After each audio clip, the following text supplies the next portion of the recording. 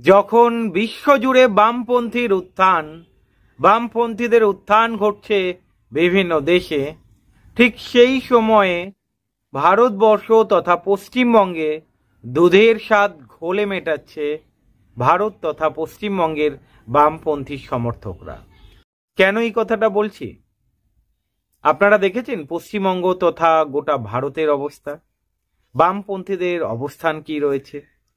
যেই সিপিআইএম দলটা 1920 সাল না 1925 সালে সিপিআই তৈরি হয়, ভাবা যায় 100 বছর পুরনো একটা দল, রাজনৈতিক দল কমিউনিস্ট পার্টি নিজের ক্ষমতায় ভারতে সরকার গঠন করতে পারেনি, বিভিন্ন রাজ্যে ছড়িয়ে পড়তে পারেনি।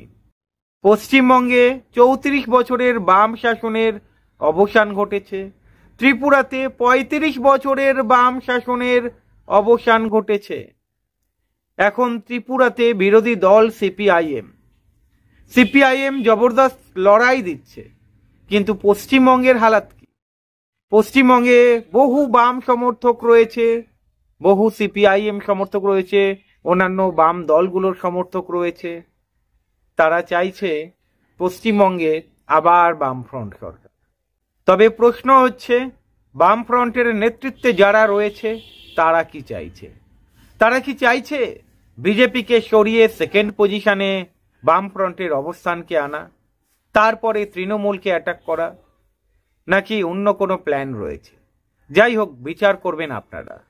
এমনি এমনি বলছি না যে দেশের বাইরে বিভিন্ন জায়গায় বামপন্থীদের উত্থান হয়েছে। আপনারা দেখেছেন ফ্রান্সে, ব্রাজিলে, মেক্সিকোতে, শ্রীলঙ্কাতে, ব্রিটেনে বিভিন্ন জায়গায় দেখেছেন বামপন্থীদের উত্থান। আবার উরুগুয়েতে বামপন্থী রাষ্ট্রপতি সিলেকশন হলো, সেটা আপনারা দেখেছেন নিশ্চয়ই। এই তো গতকাল না পরশু দিনের খবর। আপনারা আশা করবো এই খবরটা পেয়ে গিয়েছেন। ব্রড ফ্রন্টের রাষ্ট্রপতি হলেন ইয়ামান্ডু ওরসি। বন্ধুরা, 52% বেশি ভোট পেয়ে নির্বাচিত হয়েছেন ইয়ামান্ডু ওরসি। উরুগুয়েতে রাষ্ট্রপতি হলেন উনি। আপনারা দেখেছেন এমনিতেও আজকের ইউরোপ থেকে শুরু করে আমেরিকা বিভিন্ন জায়গায় ডানপন্থীর বদলে বামপন্থীদের উত্থান দেখা যাচ্ছে। কিন্তু সত্যি কথা বলতে ভারতবর্ষে কি ডানপন্থীকে সরিয়ে বামপন্থীর উত্থান আপনারা দেখতে পাচ্ছেন? পশ্চিমবঙ্গে কি আপনারা দেখতে পাচ্ছেন? ত্রিপুরাতে কি আপনারা দেখতে পাচ্ছেন? আসামে কি আপনারা দেখতে পাচ্ছেন? বিভিন্ন জায়গায় কি দেখতে পাচ্ছেন? একটা দুটো এমএলএ এমপি হয়তো বামপন্থী দলগুলো ভারতের বুকে পাচ্ছে, কিন্তু তাছাড়া সেইভাবে সার্বিক এই দলটার উত্থান কিন্তু আমরা দেখতে পাচ্ছি না। হতে পারে এর বিভিন্ন কারণ আছে। বিভিন্ন বামপন্থী সংগঠনগুলো নিজেদের মধ্যে ঐক্যবদ্ধ হচ্ছে না, বিচ্ছিন্নভাবে রয়েছে, মতাদর্শে মিলছে না, বিভিন্ন কারণ থাকতে পারে। তবে সত্যি কথা বলতে ভারতবর্ষের মানুষ, বামপন্থী মানুষ যারা বামপন্থী মনোভাবাপন্ন, তারা কিন্তু চাইছে ভারত তথা পশ্চিমবঙ্গের বুকে আবার বামপন্থীদের উত্থান হোক। জানি না কবে হবে। তবে সত্যি কথা বলতে উরুগুয়েতে ডানপন্থী রাষ্ট্রপতি সরিয়ে বামপন্থী রাষ্ট্রপতি ইয়ামান্ডু ওরসি নির্বাচিত হলেন। এটা কিন্তু যথেষ্ট তাৎপর্যপূর্ণ পৃথিবীর রাজনীতিতে। আপনারা দেখেছেন এই কমিউনিস্ট দলটা পৃথিবীর বিভিন্ন দিকে ছড়িয়ে রয়েছে, পৃথিবীর বিভিন্ন দেশে ছড়িয়ে রয়েছে। আর যারা বামপন্থী মনোভাবাপন্ন মানুষ, তারা কিন্তু অনেকটাই গর্ববোধ করে। তারা বলতে পারে আমাদের দল একমাত্র দল শুধু ভারতবর্ষ নয়, গোটা পৃথিবীতে ছড়িয়ে রয়েছে। এটা সত্যি কথা বলতে একটা আলাদা দিক খুলে দিতে পারে।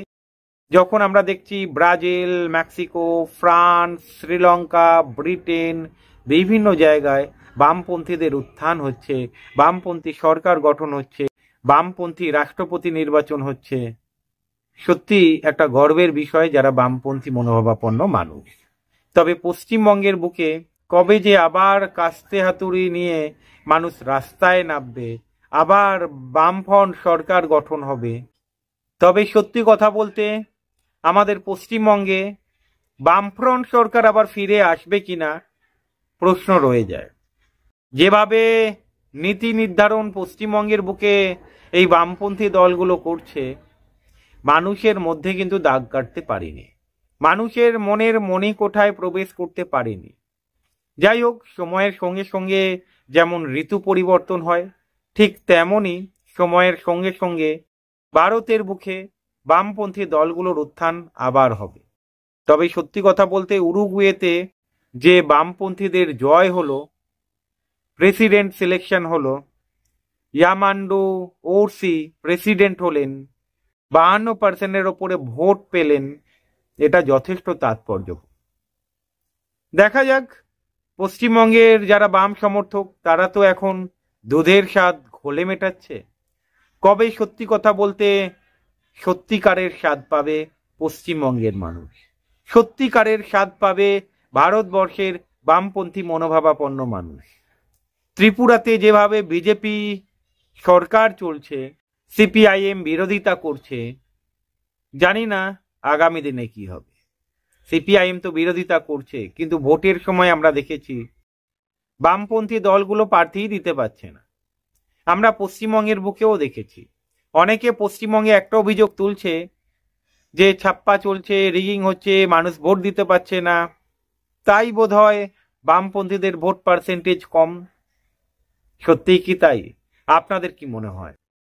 যখন আমরা অন্যান্য দেশে দেখতে পাচ্ছি পশ্চিমবঙ্গের বুকে বা ভারতের বুকে বিভিন্ন জায়গায় নাকি ছাপ্পা চলে, ত্রিপুরাতে আমরা দেখেছি, পশ্চিমবঙ্গেও দেখেছি।